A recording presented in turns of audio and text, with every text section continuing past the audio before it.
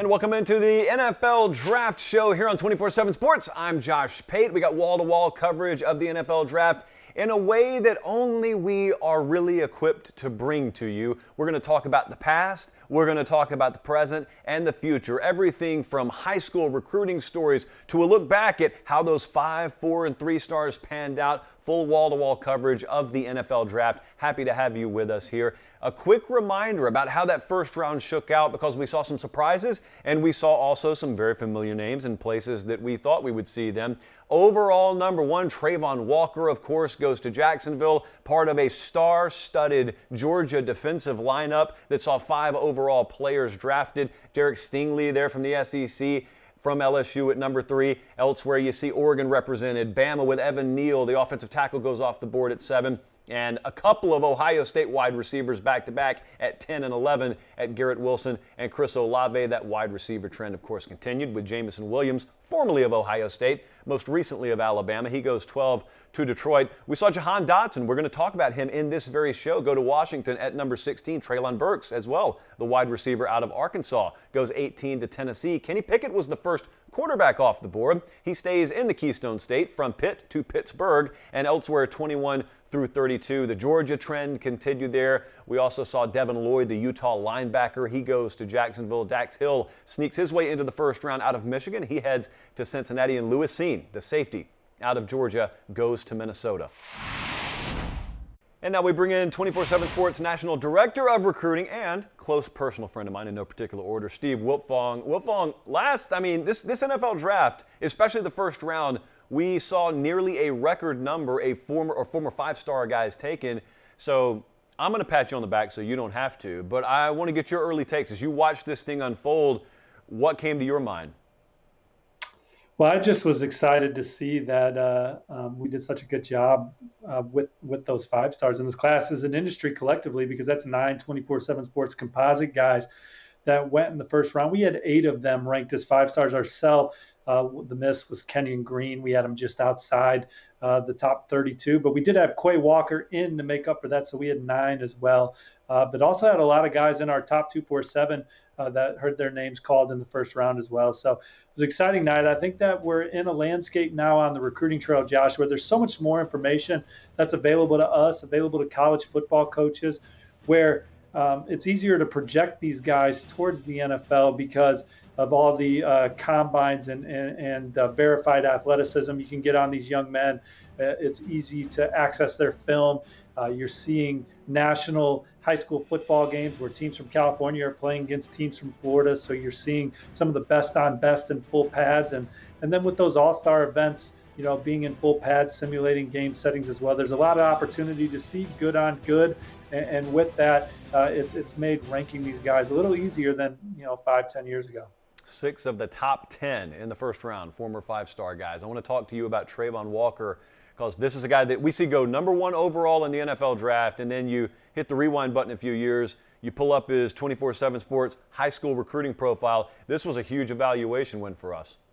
Yeah, credit to my colleague Barton Simmons at the time for leading the charge on Travon Walker's ranking, but he's a young man. I remember talking to his high school coach who, told me that head coaches, defensive coordinators, and defensive line coaches that went through those halls at the time said that he's not only the number 1 defensive player on their board, but the number 1 overall player on their board. So college coaches felt that way about him back then. He had a game in high school where he had 11 tackles, 2 receiving touchdowns, and a rushing touchdown in the same game. So he's so versatile.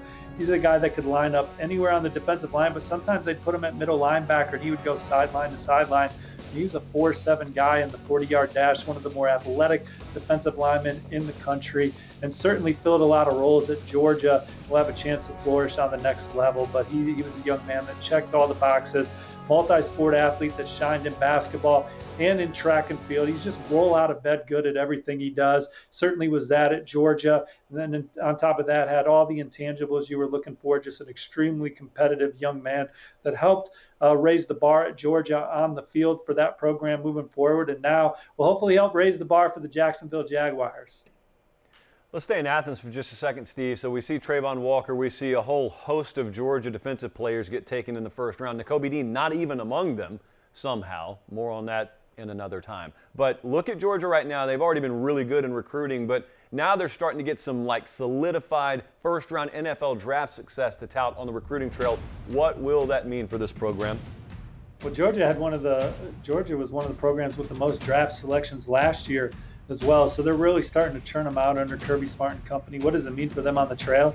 Maintaining what they've already been doing. I mean, they're already recruiting at one of the highest levels in college football. They finished number one twice in the Kirby Smart era in the 247 Sports recruiting rankings. They've been in the top 5 every single year that he's been at the helm of the program, several top 3 classes.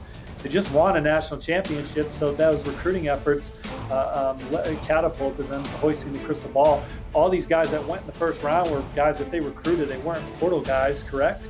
And so they recruited them and developed them. I mean, Georgia can't recruit any better. I think that their success on the field maintains it moving forward. And there was a time where people would look at Georgia, and you and I have talked about this behind the scenes, and say, well, what are they going to do? Can they still beat Bama? Can they win a national championship? Well, they did all of that this past year, and now we're kind of starting to see that dialogue go towards A&M. We'll see if Jimbo Fisher and the Aggies can build their program up in a similar fashion to Kirby Smart, because it wasn't so long ago where people were pointing at Georgia and saying, yeah, they're winning recruiting titles, but are they winning national titles? Are guys getting drafted? The answers are yes and yes. Texas A&M, you're on deck in that realm with the way you're recruiting. I want to talk to you about Jamison Williams. So Jamison Williams, Alabama wide receiver, goes in the first round. And about as far back most people can go in their lineage of knowledge of him is, well, remember, he was at Ohio State before he transferred to Bama. But you, my friend, are equipped to go way back further than that. I don't want you to talk to me about Jamison Williams, former Ohio State receiver. I want you, Stephen Wiltfong, to tell me about Jamison Williams, former high school recruit. Yeah, so I went and visited Jamison Williams at Cardinal Ritter High School in St. Louis several years ago, and he was probably about 160 pounds, soaking wet with a brick in his back pocket. And I remember talking to his mom, and his mom said that he nearly gave up track and field. And they're a track family. His older siblings ran track, went on to college to run track. He was going to give it up because he loved football. Football was his passion. And track was just a means in the spring to help him be ready for football. And if that wasn't helping him put on weight, or it was hurting him and putting on weight, he told his mom, I'm not doing track anymore. But she told him to stick with it. And he ended up running a 4.4 laser 40-yard dash at the opening finals this summer going into his senior year. And obviously track and field helped him with that. And he had a successful track career in St. Louis. But man, on the football field, he was a guy that was an extremely tough cover, especially in St. Louis. He had, Josh, 104 receptions over the last 2 years of his high school career and 37 touchdowns. I did the math before coming on because I knew we were going to talk about it. Every 2.8 receptions, he was in the end zone. So he was a touchdown waiting to happen. And we talked about that 4.48 40-yard dash he ran at the opening. He picked Ohio State over Alabama. Those were his favorite two coming out of high school. And then, obviously flashed a lot of potential at Ohio State, goes in the portal, and goes to Alabama, and the rest is history. He's in the first round with two of his old teammates from Ohio State, and Garrett Wilson and Chris Olave. Kayvon Thibodeaux is a guy that certainly did not lack for hype in the high school scene. He had all 5 of those stars next to his name as well. In the NFL draft process, no one questioned his physical potential, but anyone who did want to ding his name put a potential character or passion for football concern next to him. Do you remember back in high school anyone saying anything along those lines about Kayvon Thibodeaux? Well, I think when he debuted as the number 1 player in the country in the top 247, finished number 6. But anytime you're number 1, people are going to nitpick you, whether that's fans or us when we're discussing things around the table. But it was hard to find a flaw at Kayvon Thibodeaux's game. He was the most athletic defensive lineman in the country in that class, including a 4.6 40-yard dash and a 4.2 shuttle. He had 52 sacks over his last 3 prep seasons. And I think Kayvon Thibodeaux is one of the smartest, more polished young men, more mature young men that I remember talking to as a kid. He just already had some adult traits to him in the way that he communicated. So maybe too smart for his own good sometimes. I think the one funny thing that I remember about Kayvon Thibodeaux during his process is that he played in an ESPN game his final season, and it was a bloodbath. I mean, they were smashing the opponent. And he left early to catch a flight for his official visit to Alabama that weekend. It's the only odd thing I remember. I mean, he was a great player, lived behind the line of scrimmage. He was obviously a high IQ football player, very smart young man off the field, as everyone's gotten a taste of as they've gotten to know him when he's become more mainstream. He was a can't miss product, and we almost nailed his spot. We ranked him number 6, goes number 5 in the draft. Let's do that same theme we did with Jamison Williams, but let's talk about Jahan Dotson now. He goes to Washington by way of Penn State, but let's talk about him. What do you remember from his recruitment?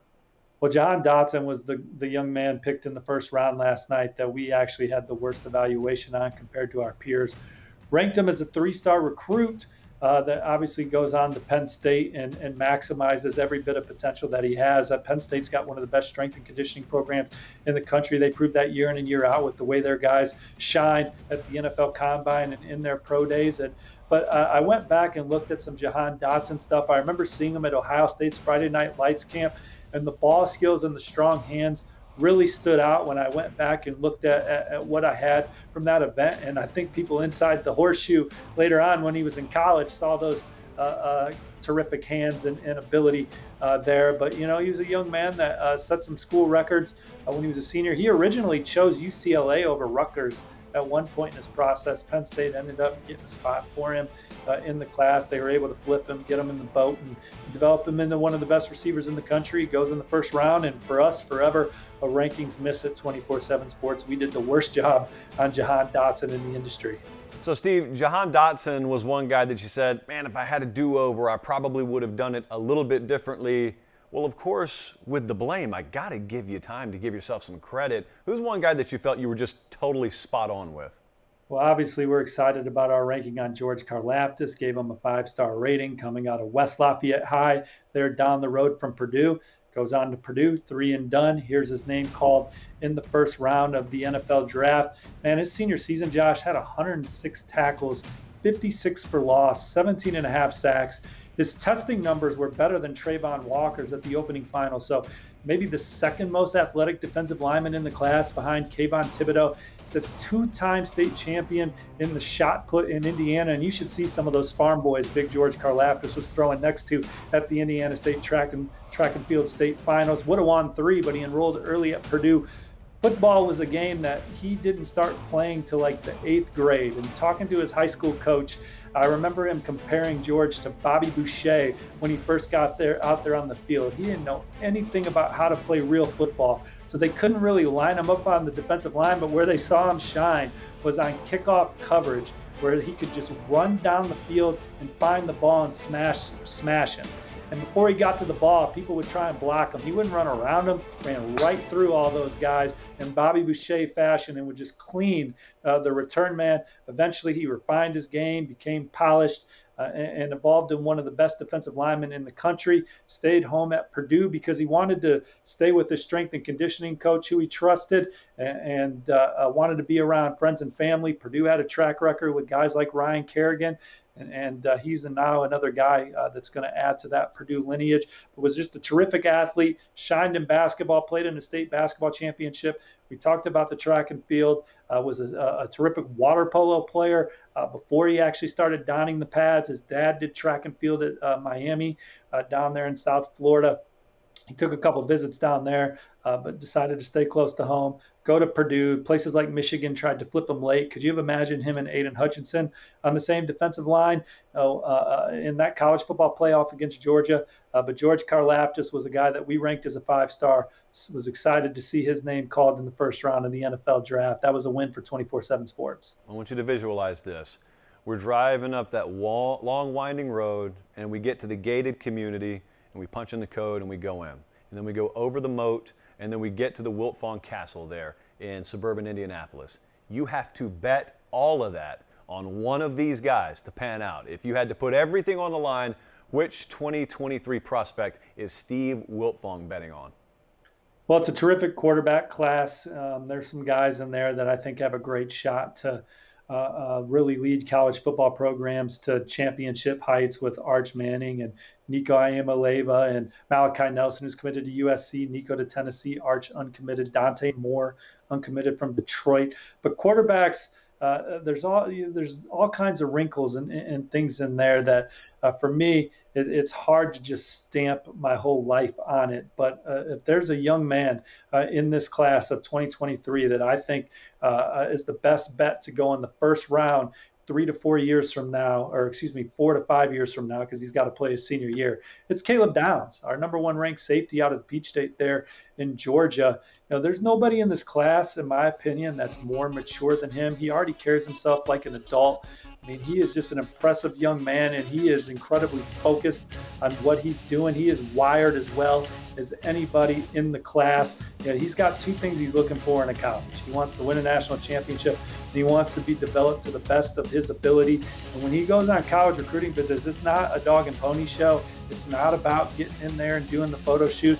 And look, I mean, I'm sure he likes putting on the jerseys when he's there, and he tweeted his upcoming visit to Georgia yesterday, and there he is standing in a Georgia jersey holding the crystal ball with Kirby Smart, and that's all fun and games. But for Caleb Downs, he's going on these visits to see how he connects with the coaches, getting a feel for the defensive coordinator, getting a feel for the defensive backs coach, getting a feel for the head coach, getting a feel for the players in the locker room. Are they like-minded to him? Are they wired the way he's wired? He wants to win a championship. He wants to hear his name called in the first round. He is an alpha personality. He's a hard worker. He's an extremely terrific football player. 186 career tackles, 33 pass breakups, 14 career interceptions. He also makes an impact on offense when he's needed. He's got great genetics. His father played in the NFL. His older brother's a standout wideout at North Carolina right now, one of the best receivers in the ACC. He's going to get drafted. And I just think in addition to all of that, and he's one of the most instinctive players in the country. He knows where the football is. He's always around the ball. He's a tone setter when he's there. He turns you over when he can. He's just a smart, physical, high IQ football player. Love Caleb Downs. Alabama, Ohio State, Georgia, Notre Dame are some of the major contenders for him, and whoever ultimately lands him is going to get an immediate difference maker and a guy that's going to hear his name in the first round down the road. Steve Wiltfong, National Director of Recruiting for 247 Sports, and if you want more, you can go to 247sports.com. Stephen, appreciate it as always, sir. Well, Georgia with obviously an excellent and even record-setting first round of the draft. Count them, 1, 2, 3, 4, 5 defensive players. Nakobe Dean not even among them, taken in the first round of the NFL draft. Our Colin Kennedy spoke with Jordan Hill of Dogs247.com about the next wave of defensive talent yet to come out of Athens. Thanks, Josh. Yeah, Georgia is obviously sending a ton of future picks to this year's NFL draft, but how does the program feel about its replacements? I got Jordan Hill here to break it all down. And Jordan, I want to start on the defensive side of the ball. Who are some names to know as they step into expanded roles? Yeah, I mean, the big question going into 2022 for Georgia is just how you're going to replace the amount of production. And the thing that stands out to me as far as the positions is inside linebacker. I mean, the amount of guys that have a chance to be drafted is really, really impressive. But the question is going to be who steps up. I mean, right now, Jahan Dotson is a guy that we heard about throughout the spring, has a lot of big play potential. They call him Pop because of how much he's in there hitting. I think that's a guy you got to feel really, really good about. Another guy, a veteran, Tresman Marshall, is a guy that has been hurt these last few years, missed a little bit of time during the spring, but he's looked really good. And then a true freshman, Jalon Walker, impressed as well at G-Day. So that's that inside linebacker, guys, to really watch. And then the biggest question besides inside linebacker is going to be defensive line. Losing guys like Jordan Davis, like Devontae Wyatt, you're really looking for guys to step up. I think it starts with Jalen Carter. He's a guy that going into the playoff last year, people were really excited about, felt like he had a chance to be special. He practiced really well during the spring. He's told us that guys like Jordan Davis, some of those other defensive linemen, guys that might be first-round picks, have been telling him that he can be even better than them. So really promising stuff from him, and you have to feel like that Georgia's in good hands as far as reloading going into 2022. I know a lot of people felt like the best player on that defensive side of the ball is still on the roster for Georgia going into 2022. Let's see what Carter can do heading into next season. Now, moving to the offensive side of the ball, Jordan, who are you highlighting as guys who could replace some of the production that's lost there? Well, I think Georgia's in a good position in the fact that really I felt like their best skill player last year missed a good portion of the season. George Pickens really didn't get in the mix coming off that ACL injury until the very end of the regular season. And to have a guy like A.D. Mitchell coming back, who made, the big touchdown catch in the national title game against Alabama, I think you have to feel really good about that. One of the big question marks going into the spring was the offensive line.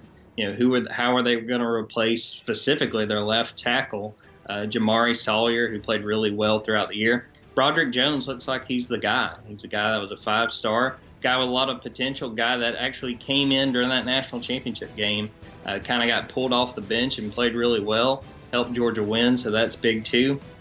And then the other position really to watch is running back. When you lose guys like James Cook and Zamir White, you need guys to step up. Georgia is one of those programs that gets the nod or gets the name of RBU, and they feel like they're in good hands with Kenny McIntosh and Kendall Milton. Both those guys made plays throughout the spring, and I think if you're a Georgia fan, you have to feel pretty good about their potential taking on bigger roles when we get to 2022. And I know we're talking a lot about these guys going into the 2022 draft class, but I got a fun question for you as we talk about 2023. If you were to project which Georgia player will go highest in next year's draft, who's hearing their name called the earliest during the 2023 draft class? I mentioned Jalen Carter, and I think he has a chance to be that guy. But to me, it's Kelee Ringo, a guy that anyone who watched that national title game will remember. He kind of put the ribbon on the championship, sort of sealed it for Georgia with that 79-yard pick six. A lot of potential. Was a guy that was a 5-star recruit, a big get for Georgia a few years ago. He missed his freshman year because of injury. Came back last year, sort of got thrown into the fire as a cornerback starting opposite Darion Kendrick from Clemson. Had a chance to talk to Darion about Kelee at Pro Day and just asked him sort of what he thought about Kelee. And he was very complimentary. He said that if Kelee decides he's going to leave after his redshirt sophomore season, he's got a chance to be the top cornerback off the board. I think that says a lot. I think some of the things that Kirby Smart has told us about Kelee, about his potential, about how he's taken that championship ceiling play and basically used it to benefit him as a motivator, knowing that it doesn't guarantee future success, that he wants to keep working, he wants to get better. I think everything is looking really positive as far as Kelee Ringo's development, and I'm really convinced that when we are having this conversation this time next year, Kelee Ringo's got a chance to be that cornerback number one coming off the board. He's Jordan Hill. Check him out on Twitter, then head to Dogs 247 for all things Georgia football. Now let's send it back to Josh Pate in the studio. All right, thanks, Colin. Taking a look at transfers who were drafted in the first round. Jamison Williams, Alabama product by way of Ohio State. He goes to Detroit. Jermaine Johnson, for all we know, could have added to that robust Georgia record-setting defensive draft class. He was at Georgia, gets drafted out of Florida State, and also the offensive lineman Zion Johnson out of Boston College by way of Davidson. They do more than just round ball at Davidson. Let's bring in 247 Sports national writer Chris Hummer, a guy that knows pretty much all things college football, but especially, Hummer, you've had to follow this whole transfer portal saga over the last number of years. I expect that graphic that we just showed will only get longer and longer in subsequent years, but I specifically wanted to ask you, because everyone was talking when folks started transferring about draft stock. Is it going to impact a guy's draft stock? Will he be looked at as undependable? Is that a character red flag? Well, now we're starting to see, maybe still anecdotal in nature, but some evidence come out that maybe that's not quite the red flag that some people said it would be. Yeah, it sure doesn't feel that way. We had 3 former transfers go in the first round last night. That's the most we've seen in a 5-year period. We had 2 the year before and then 1 the previous 3 years. So we're seeing the transfer portal era start to have an impact. And I don't think anybody's questioning the decisions of a Jamison Williams or Jermaine Johnson right now. Johnson was buried on Georgia's depth chart. He was a critical piece of that rotation, but he wasn't a star. He went to Florida State immediately. He had opportunity, and he became arguably one of the best players in college football. He was the ACC Defensive Player of the Year, and he became a first-round pick because he chose to transfer. You could say the same thing about Jamison Williams. He was behind Garrett Wilson. He was behind Chris Olave. And frankly, he was going to be behind Jackson Smith-Njigba on Ohio State's depth chart. He chooses to go in the transfer portal, ends up at Alabama, and he got drafted right alongside his former Ohio State wide receiver group. And that probably wouldn't happen if he was at Ohio State still. So the transfer portal just creates an opportunity for some of these guys. It doesn't work out for everyone. I actually talked to Jermaine Johnson on Wednesday before the draft, and he stressed that the transfer portal probably isn't for everyone, and you have to be very leery of your situation, and the grass isn't always greener. But for him, it made all the sense in the world. And if you believe in yourself and you're a high-profile athlete who may be buried on the depth chart at a high-profile school like Ohio State or Georgia, it might make all the sense in the world to pursue the opportunity, because you can get that opportunity to be a high draft pick in the transfer portal. Details, nuance. Every transfer is not created equal. So that's 2022, but we can already look ahead to 2023, which I am sure a lot of people will do in the coming hours and days. But as we already look ahead to 2023, if you and I are sitting here this time next year, which transfer portal guys may we be talking about as first-round draft picks then? Yeah, I think you have to start with Eli Ricks, who was the best cornerback in college football, arguably, back in 2020 when he was a true freshman at LSU. He was excellent. He had some injuries last year that kept him out for the majority of the season, but he's now at Alabama, and I think he's pretty inarguably cornerback one in 2022, maybe outside of a Cam Smith at South Carolina. Eli's got every tool you could want in the toolbox, former 5-star recruit, sub 4.5 guy, really long. He's going to fit perfectly at Alabama. He's going to slide in that secondary. He's going to be there right with Jordan Battle as a potential first-round pick out of that group. So I expect him to be excellent opposite Kool-Aid McKinstry. And then I would think about Spencer Rattler. I've really died on a Spencer Rattler hill throughout my time writing about him. I've still thought he has the potential, even if things at Oklahoma went a little haywire last year. And I still believe in him going to South Carolina. He's on a roster that's pretty loaded at the skill positions right now. He's with a person in Shane Beamer he's rather familiar with. He's in a system at Oklahoma he's rather familiar with. I think Spencer Rattler told our Brandon Marcello that some of the plays are even called the same things at Oklahoma or at South Carolina as they were at Oklahoma. So that's a very comfortable feeling. And if you look at Spencer's numbers, he's been really good in his career, like excellent. I don't think he's going to be quarterback one in this draft class or anything like that, like we talked about him going into last year. But I really do think Spencer Rattler is somebody who could slide in the back of the first round with a good season at South Carolina. All right, let's go next man up here. I'm looking at Aiden Hutchinson, for example, goes off the board really early. Standout Heisman finalist type out of Michigan. Who fills the void in Ann Arbor this year? Yeah, I think it's impossible to replace Aiden Hutchinson, and certainly impossible to replace Aiden Hutchinson and David Ojabo. But Mike Morris is probably the next man up off the edge for Michigan. He was their third leading snap getter off the edge in that rotation last year. And more than anything, I think he wants to be the guy. He was asked about it earlier this offseason. He essentially said, I have no choice but to step up for Aiden Hutchinson. That's the role I need to have, and that's the role I'm going to be for this defense. And he is the next guy for them. I think Michigan needs to see a bit more pressure out of him, but he was in a situational role last year. Maybe didn't create as much as you'd like to see, but Mike Morris has a pretty high ceiling, and I think there's a lot of hype around him in Ann Arbor this offseason.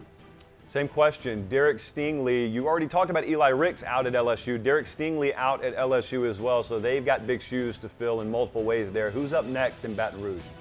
Yeah, it's not just those two. They also lost Dwight McLaughlin to Arkansas. They lost Darren Evans to the NFL, so their entire secondary is pretty much gone from last year. And LSU went heavily in the transfer portal to replace them. I think Jarek Bernard-Converse, who's coming over from Oklahoma State, is probably the guy that's going to replace Derek Stingley. Converse was a 4-year starter for the Cowboys. He was one of the better cornerbacks in the Big 12 the last 2 years. I think he's going to step in right away and be an excellent corner in the SEC and sort of a bridge for LSU as it transitions from the end of the Ed Orgeron era to the end of the start of the Brian Kelly era, because they have pretty much torn down the secondary to its studs and replaced it all with transfers. And I think Bernard Converse is going to lead that group.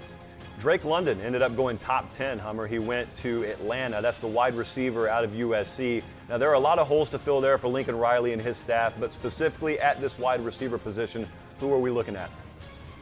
Yeah, I think it has to be Mario Williams, another transfer from Oklahoma, which is a familiar thing for Lincoln Riley at USC. London and Williams are pretty different players. London's 6'4", 220, a contested catch machine, former basketball player with close to a 40-inch vertical. Mario Williams is 5'9", 185 pounds, a really twitchy athlete, especially in short areas. He's very quick. Very different receivers, and frankly, a very different system for USC this year than what it had last year under the previous staff. So I think Mario's going to step in right away, continue his chemistry that he had with Caleb Williams. He had 35 catches for 380 yards and 4 touchdowns as a true freshman. And I think he's immediately going to be one of the better receivers in the Pac-12. And USC's wide receiver group is deep. Taj Washington, Gary Bryant, Kyle Ford, Brendan Rice. They're going to rotate pretty heavily, but I expect Mario Williams to be the #1 receiver in that group. Let's head up to South Bend. Kyle Hamilton, really good defensive back player, safety, good in the box, good in coverage. He's off to the NFL now, and they've got a new staff in there in Marcus Freeman, or at least a new head coach, but very familiar with his surroundings. Who are we looking at the safety position with Notre Dame? Yeah, Notre Dame's pretty blessed, man. It's not often you can replace an All-American with an All-American, but that's what Notre Dame gets to do with Brandon Joseph, who's coming over to Notre Dame from Northwestern. If y'all remember correctly, Brandon Joseph was one of the breakout stars of the 2020 season. He had 6 interceptions, was one of the key pieces for that great Northwestern defense. Last year didn't probably go as well as he would have liked. He still finished with 79 tackles, 3 interceptions. But I think at Notre Dame, he'll be a little reinvigorated. I expect him to be one of the best players on that defense, and I think he's going to find his form again. And I think there's an outside shot. Notre Dame ends up going back-to-back with first-round safeties. Obviously, Brandon Joseph's going to have a much better year, but I think he's got the potential. We've seen him do it before. So I think it's a very natural replacement from Kyle Hamilton to Brandon Joseph. Here's a guy that was a favorite on a lot of radars because he's just a guy that's very infectious. Treylon Burks. So we're looking at Arkansas Hummer. Treylon Burks really stands out last year. He was part of a resurgence in Arkansas football in general. He ends up going first round, and now we're looking in Fayetteville. There's a lot of excitement. Who's filling the void at the wide receiver position? Yeah, hard not to like Treylon Burks. And what I thought was really interesting about Treylon is he played in the slot. He's 6'2", 225 pounds, a jumbo slot receiver, ran like a running back and looked like a linebacker. I don't know if Arkansas is going to have that again this year, but they're going to have another bigger receiver in the slot in Jaden Hazelwood, a transfer coming over from Oklahoma. Jaden's 6'3", 202 pounds, and if you forgot, and Josh, I know you didn't, he was the #1 overall receiver in the 2019 class. He was that highly decorated coming out of high school. He's had some injury issues that have limited him at Oklahoma, but he's still a really high potential guy, and the word out of him at Arkansas this offseason has been really strong. I think he's going to be in the slot, which is something he hasn't really done a lot of in his career, but he has the skill set to do so, and I think he's going to be an excellent replacement for Treylon Burks. I don't know if the production's going to be quite to the same level, but I think that's a really, really strong fit for Jaden in the slot, and I think Arkansas is going to love him. I don't think people remember that Hazelwood's as big as he is either, especially when you talk about him playing in the slot in Norman. Everyone just thinks speedy interior guy, quick cuts, pass catcher, yards after catch. 6'3", 211. That is a guy that very much frame-wise fits what they're trying to replace there. All right, one more here, Hummer. Kenny Pickett goes from Pitt to Pitt, and now I'm looking at this roster in Pittsburgh, and they're a fringe contender if everything falls right. But the quarterback position, who fills the void? And you're about to give an answer that I don't think a lot of the country is aware of right now. Yeah, I mean, it's a pretty transfer-heavy segment, and we're going to continue that with Keaton Slovis, who's coming over from USC. I will say I don't think Keaton's 100% locked to start at this point. He's in a battle with Nick Pate, who was Kenny Pickett's third-string quarterback last year, or second-string quarterback, depending on how you want to slice up those reps. But I think Keaton, who in 2019, when he was a true freshman, took JT Daniels' job and was somebody we all viewed as a future first-round pick and a college football superstar. If he's healthy, he's the type of guy who can be outstanding for Pitt next year. Obviously, Jordan Addison's still there. Obviously, they have a lot of defensive pieces returning. That roster, as you said, is ripe for contention. They just need that quarterback. And I think if you get a healthy Keaton Slovis and you have a confident Keaton Slovis, I think Keaton Slovis can pick up where Kenny Pickett left off. I don't think there's that much of a difference in talent between those two quarterbacks. And if he ends up winning that job confidently, if he's fully healthy, I think Pittsburgh's going to be really good again next year. All right, Chris Hummer, talking a lot here, sure to write a lot more. Catch all of his work over at 247sports.com. Appreciate it, Hummer. Absolutely. Well, 41-25, that's the ratio of first-round draft picks to total losses that man Nick Saban has at Alabama. Seems they've got things pretty well figured out. Our Colin Kennedy recently sat down with Bama Online analyst Travis Reier to talk about who would take in next year's NFL draft. Will Anderson, Bryce Young, some very first-world problems there in Tuscaloosa. Thanks, Josh. Here to talk some Bama football is Travis Reier of Bama Online. And we're going to play a little game of either or, shall we? And we're going to start with some of the Crimson Tide's star players. Quarterback Bryce Young and edge rusher Will Anderson are both projected to be two of the top 3 picks in next year's NFL draft. But Travis, if I had to force you to pick which one will have the better long-term professional career, who are you rolling with, Young or Anderson? Wow, that's a tough one. I'm going to go with Will Anderson, and it's close because we all know the value of the quarterback position. Maybe in all of sports, there isn't one that exceeds that particular spot. But Will Anderson isn't just an edge pass rusher. When you look at his total tackle output from the 2021 season, an astounding 100-plus tackles from an outside linebacker. Now, injuries, we have no way of forecasting those type of things. There's going to be concerns about Bryce based on his size in terms of his ability to sustain over the long haul. But look, Russell Wilson's held up just fine, and we've seen plenty of comps between Bryce and Russell Wilson. So I'm still going to go with Will, though, because he just comes off as this indomitable force that is just tough to envision him, not playing at a high level. We do know, though, once edge rushers lose that fastball, it tends to show up pretty quick. Just look at Jadeveon Clowney for more on that. But I think Will has that ability, again, because of his all-around skill set, to be a big, big factor in the league for a long, long time. Don't worry, I'm not going to put you through a gauntlet, but I do got one more tough one for you. Impact transfers like running back Jahmyr Gibbs and cornerback Eli Ricks are both receiving first-round projections for next year's NFL draft. But I want to know, if you had to pick which one will live up to that first-round billing, who are you picking, Gibbs or Ricks?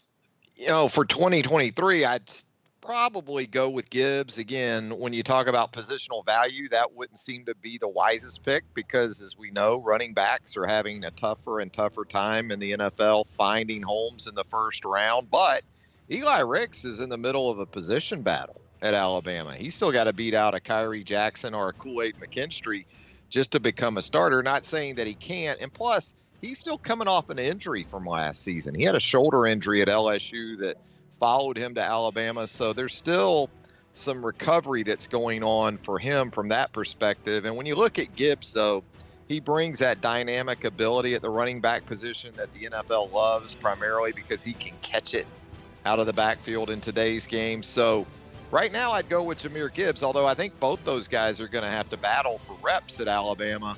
I think both have very nice futures when you start thinking about the Sunday game.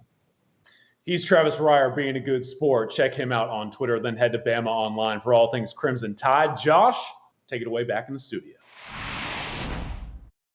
Alabama's first-round draft train continues. You saw 2 more come off the board in this year's draft. We're already looking ahead to 2023, though. You got names like Will Anderson. You got names like Bryce Young. Could be 2 future top 5 picks there in Tuscaloosa.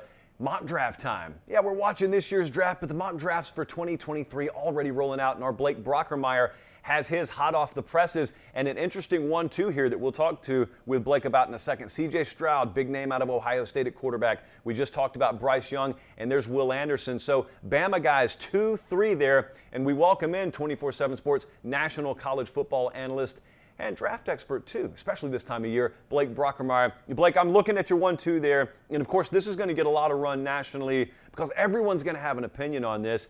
And the reality is these guys are really close. So you have C.J. Stroud 1, you have Bryce Young 2. Give me some of your thinking behind that order. I think both. It's a 1A, 1B to me. C.J. Stroud, as the season went on last year, just got better and better. He's got a better size, a little bit more intangibles that I think the NFL craves and looks at. Bryce Young's an incredible player just as well. He's a little bit smaller, but they're both incredible prospects that can make every pass on the field. I kind of give a Derek Carr comp to C.J. Stroud, and I kind of have an Aaron Rodgers comp to Bryce Young. So really it just depends on who's going to pick them and what team they go to. So, Blake, I'm watching Will Anderson last year, and I thought he may be the best player in college football last year. He's playing with Bryce Young, the eventual Heisman Trophy winner. But as you look, regardless of position, just in terms of player, entering the 2023 season and as we approach the draft, obviously, Is he the best player in college football in your eyes, regardless of position? There's no doubt about it. Will Anderson would have been the first pick in the draft in this year's draft. He should be the first pick in next year's draft just based on talent alone. I mean, this guy's a Derek Thomas clone coming off the edge. He wrecks games. He wrecks practices. And this guy's a real menace on the field that can do everything that you're asking any elite edge guy to do. So I think Will Anderson will probably not be the first pick in the draft, but he's definitely the best player in college football. And that's a guy that we're going to see a lot this year. He'll be in the Heisman conversation. Another guy that figures to be in the Heisman conversation at the wide receiver position maybe is Jackson Smith-Njigba. Now, Blake, we just watched Chris Olave. We watched Garrett Wilson go first round out of Columbus, Ohio. For good measure, Jamison Williams transferred from Ohio State to Alabama. He goes in the first round, and there was still another guy in that room that just happened to be a year younger in Jackson Smith-Njigba. So I'm looking at him now, and I got to ask you, is that another slam dunk first round guy if he doesn't get hurt for Ohio State? No doubt about it. Smith-Njigba, all you got to do is watch the Rose Bowl last year to see what kind of player this guy is. I mean, this guy's electric. He can work the slot. He can work the outside. He's a home run hitter, has excellent hands. This guy can do it all. So this guy, to me, is a clone between Olave and Wilson, and just kind of just an all-around playmaker for the Buckeyes that's going to have a huge season this year with C.J. Stroud tossing him the rock. I want to stay at the quarterback position, but I want to change conferences, and let's go down to South Beach for just a second. Tyler Van Dyke is a guy that just shined in the Miami spring game. Mario Cristobal and his staff, brand new on the scene down there. And there's a lot of talk about whether they can make any noise year one. Well, if they do, it'll clearly be because they had the presence of Tyler Van Dyke at the quarterback position. Now, I expect a lot more people to have him pop on their radar nationally this year, but you've already got him listed extremely high. So tell me what you see, Blake, in Tyler Van Dyke. I talked to Rhett Lashley, who was his offensive coordinator and quarterback coach at Miami last year. He's the head coach at SMU, and he loves this kid. Raves about him, is a smart player. He's a leader. He's got all the intangibles that you're looking for as a quarterback. He's got the size that can make every throw on the field, throws an excellent deep ball, and just an all-around great prospect. He's a little bit lacking in experience because he didn't start the entire year last year and has a little bit of a three-quarter delivery that he'll have to fix. But this guy's got talent through the roof and looks like the race for QB number 3, in my opinion. So as we get a little bit deeper into the draft, let's take a look at those 11 through 20 slots. A lot of names that us as college football fans know, but maybe the National Football League types don't quite have familiarity yet with. Where are some of the biggest steals you see in this 11 to 20 range? Where are some really good fits? Well, Michael Mayer is an inline tight end from Notre Dame that I think is just an incredible player. This guy is coming from basically tight end U. Notre Dame's produced some great ones. He's probably been their best player the last 2 years. Can make every catch on the field. He's their leading receiver, and in my opinion, the best draftable tight end in this year's draft by a long way. So I think he's a guy that's going to do a lot of damage this year. And then Bijan Robinson out of Texas is going to probably be the first Texas guy to break the streak. It's been a while since they've had a guy go in the first round. This guy is a playmaker. Running back's not a position that's a very valued position on draft day, but Bijan can do it all. He can catch, run, block, and he's more of an elite player off the field as he is on the field. The coaches at Texas rave about this guy. He's just a great person and a great player. All right, so that's 11 through 20. Why not go a little bit deeper here towards the end of the first round, as you see it in the 2023 in the 2023 mock draft, courtesy of Blake Brockermeyer. It's a lot easier to say than it looks, I guess. Where are some of the steals at the end of this first round? Well, Trenton Simpson's a linebacker from Clemson that I think has got all the tools of I kind of give him a Quay Walker comp. But this guy's got more experience. He's a powerful guy that can play inside or out, can do it all, and just is an all-around playmaker on Clemson's defense, which will bring him from anywhere and everywhere. And then Cam Smith is a long, lengthy corner from South Carolina that only had 15 balls caught on him last year on 32 attempts. This guy's an elite corner. As you saw last night, that's a position that's got a lot of value in the NFL, and I think this guy could potentially move way up the draft boards if he has another great season at South Carolina. Blake Brockermeyer, national college football and draft analyst now for 247sports.com. You can catch that mock draft and plenty more from him at 247sports.com. Blake, we appreciate it, brother. Appreciate you. Well, Ohio State's offense continues to make noise in the NFL draft and on the college gridiron this year figures to be no different. Our Colin Kennedy met up with Patrick Murphy of Bucknuts to talk about what Ohio State's offense could have in store for this coming season. Thanks, Josh. I've got Patrick Murphy from Bucknuts here to talk some Ohio State, and I want to start with the quarterback position because, well, I hear the Buckeyes have a pretty good one. Our own Blake Brockermeyer has projected C.J. Stroud to be the #1 overall pick in next year's draft. So, Patrick, I want to know, what must Stroud do in order to meet that type of expectation? And by the way, how's it going in terms of developing guys behind him at the quarterback position? I think for C.J. Stroud, it's just continuing to build on how he finished last season. After he started a little slow, battled a shoulder injury early in the year, he really came on over the second half of the year especially.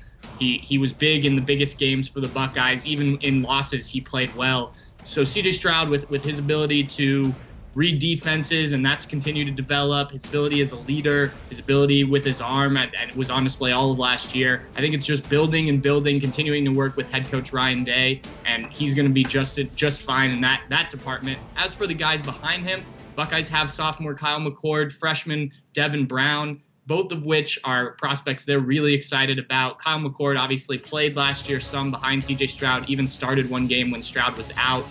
Both guys have very good arms. Devin Brown, a little bit more mobile than some of the Buckeye quarterbacks currently in the program, but both players that they're really excited about. And when C.J. Stroud does inevitably leave, we assume after this season, I think there's going to be a very interesting quarterback battle between those two as they both continue to impress. Now going from the passers to the pass catchers, Ohio State is obviously losing some pretty good wide receivers to this year's NFL draft, but also Jackson Smith and Jigba should be a first-round pick next year. So outside of these stars, who are some wide receivers to know currently in that Ohio State program? I think one name that fans probably got used to hearing during the Rose Bowl last year is Marvin Harrison Jr. With Chris Olave and Garrett Wilson missing out on that game, Marvin Harrison Jr., son of Hall of Famer Marvin Harrison, caught 3 touchdown passes. He gives the Buckeyes a true outside wide receiving threat. Behind him, probably Julian Fleming. He's battled injuries throughout his career, but a former #1 receiver in the 247 Sports rankings. Emeka Egbuka, a slot receiver built similarly to Jackson Smith and Jigba, also a #1 wide receiver recruit in his class. So the Buckeyes are loaded at that position. The list could go on and on with the way that Ohio State and Brian Hartline is recruited. Those are probably the 3 most likely to feature prominently for the Buckeyes, alongside obviously Jackson Smith and Jigba. He's Patrick Murphy. Check him out on Twitter, then head to Bucknuts for all things Ohio State football. And Josh, I'm going to send it back to you. We need to talk about something. Before we wrap this whole thing up today, you're watching the first round just like I am. Something had to stand out to you. I'll tell you what stood out to me. Give me a second to just collect my thoughts here, because we need to talk about one young man in particular. Nakobe Dean. We got to talk about Nakobe Dean. I'm watching the first round of the NFL draft. My worst fear becomes a reality. All NFL teams with an opportunity to draft Nakobe Dean pass on that opportunity. I want to give you guys a tip for the future, especially those of you in draft rooms, in these war rooms. If Nick Saban and Kirby Smart fight over a guy at the high school level, and that guy's not a character concern and fully delivers on that potential at the college level, chances are he's a first-round NFL draft pick. I know you can ding any guy you want to. That's going to be a first-round NFL draft pick. If he's good enough for Nick Saban or Kirby Smart to build their defensive operation around, and believe me, Nakobe Dean was, he's good enough for your organization. There was a thing I used to think when I was growing up, that instances like this continue to prove wrong. I used to always think everyone who ran a professional football organization knew football, and that's a lie. Everyone who runs pro football organizations does not automatically know football.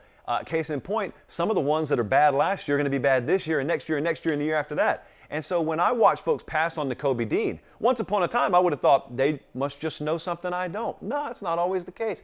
In fact, it could be the opposite. I know there are a lot of folks who are paid a lot of money to sit in corner offices who have never buckled a chin strap a day in their life. That's okay. You don't have to have played the game to understand the game. but there are some folks very, very rigid who believe the game's played on a chart, and it's not. So to all the sweater vests out there who chose to pass on Nakobe Dean because of a half inch here or 3/4 of an inch there, take your glasses off for a second. I just want to talk to you about a couple of things that still have a place in today's game. Instinct, football IQ, those things matter on the field, but they also matter in your line of work. So while you looked at Nakobe Dean's arms and you said, uh-oh, chart says they're not quite long enough, and you looked at his height and said, I know he could ride all the coasters at Six Flags, but it doesn't seem like he's quite tall enough for our organization. You take all your fractions and quarters and half inches, and I want to talk to you about two things that you fail miserably to be able to measure. One of them is shoulders, not width. What's on top of the shoulders? This thing right here. And then the other thing is chest, not width. This, the heart, what's inside the chest. What he possesses in those two areas infinitely make up for the fractions of inches that you dinged him for not having on your charts. The problem is, you screwed up in one night. Over the next decade, he's about to prove you wrong. He's going to pull the Gary Bertier, tackle for loss, point to the sideline, and he can reasonably do it with all 32 teams in that league because every one of them that had a chance passed on him. Eventually, he'll be taken where he's taken, but for right now, I'm a little upset about Nakobe Dean not going in the first round. Nay, I'm sad for you. I'll be right. I'm the one that's going to be able to say I told you so for the next decade. So Nakobe Dean, going to be great wherever he goes, but that's all I have to say about that. We appreciate you guys watching our NFL Draft Special. For Blake Brockermeyer and Chris Hummer and Steve Wiltfong, our entire production staff, I'm Josh Pate. Have yourselves a great rest of your day. Hope you enjoyed it. Feel free to comment if you did, and God bless.